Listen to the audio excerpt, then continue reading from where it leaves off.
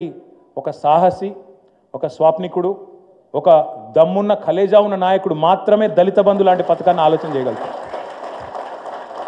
ఇంకోటితోని రాజకీయాలు ఆలోచించి లాభ నష్టాలు బేరీ చేసుకొని ఇస్తే సీట్లు వస్తాయా, ఇవ్వకపోతే సీట్లు వస్తాయా అని ఆలోచించడానికి అర్థం కూడా కాదు. ఎందుకంటే ఒక రైతు బంధు పెట్టాలన్నా కలేజా ఉండాలి, ఒక దళిత బంధు పెట్టాలన్నా కలేజా ఉండాలి, ఒక డబల్ బెడ్రూమ్ ఇల్లు కట్టిస్తా పేదవాడికి అని చెప్పాలన్నా దమ్ము ఉండాలి. ఆ దమ్మున్న నాయకుడు కేసీఆర్. సరే, లాభం కొంతమందికే జరగవచ్చు, అందరికీ జరిగింది మొత్తం రాష్ట్రంలో దళిత సమాజం మొత్తానికి పైసలు అందినాయి నేను అంటలేను.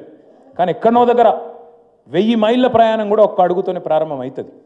మరి ఆ 1000 మైళ్ళ ప్రయాణానికి భారతదేశ స్వాతంత్రానంతరం మొట్టమొదటిసారి ఒక స్వాప్నికుడులాగా ఆలోచించి ఎందుకు దళితులు ధనికులు కావద్దు, ఎందుకు శాశ్వతంగా ఒక తరమే అప్లిఫ్ట్ చేయొద్దు అని ఆలోచించిన నాయకుడు కేసీఆర్ గారు. కాబట్టే నాకు ఇవాళ గర్వంగా అనిపిస్తూ ఉంది.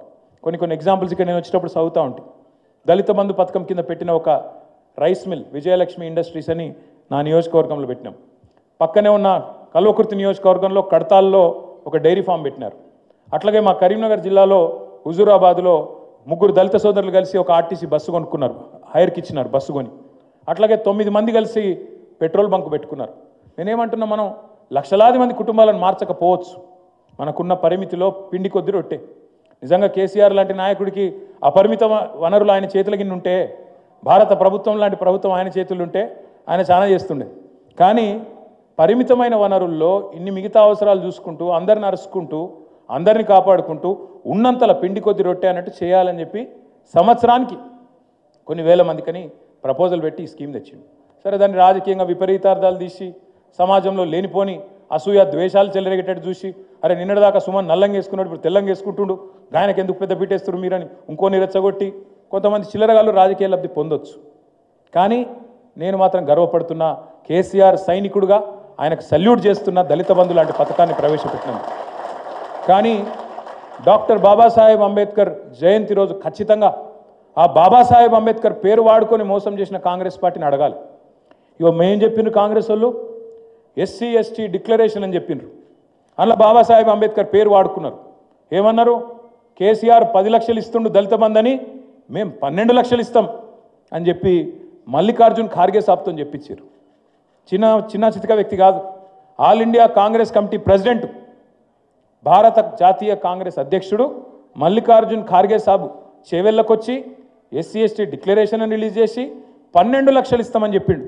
నేను అడుగుతున్నా రేవంత్ రెడ్డి గారిని, 2 బడ్జెట్లు పెట్టినావు అంటే 40% టైం అడిచిపోయింది, ఇంకెప్పుడు పెడతావు అంబేద్కర్ అభయ హస్తం?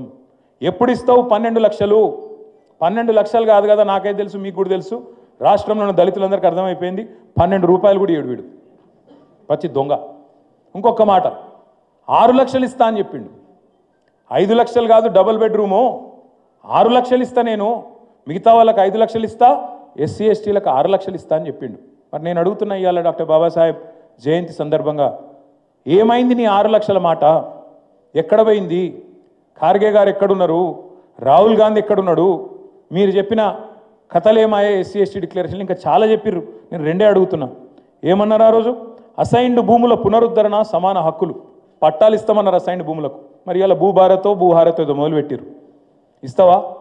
అసైన్డ్ భూములకు నువ్వు చెప్పినట్టు పట్టాలు ఇస్తావా లేదా చెప్పాలి రేవంత్ రెడ్డి అని నేను డిమాండ్ చేస్తా ఉన్నా. అట్లాగే మీరు చెప్పినారు ప్రత్యేక రిజర్వేషన్లు కల్పిస్తామని చెప్పారు. అట్లాగే కాంట్రాక్టులలో కూడా బ్రహ్మాండంగా మరి జనాభా దామాషా ప్రకారం దళితులకు, గిరిజనులకు 18%, అదేవిధంగా 10%, 28% ప్రభుత్వ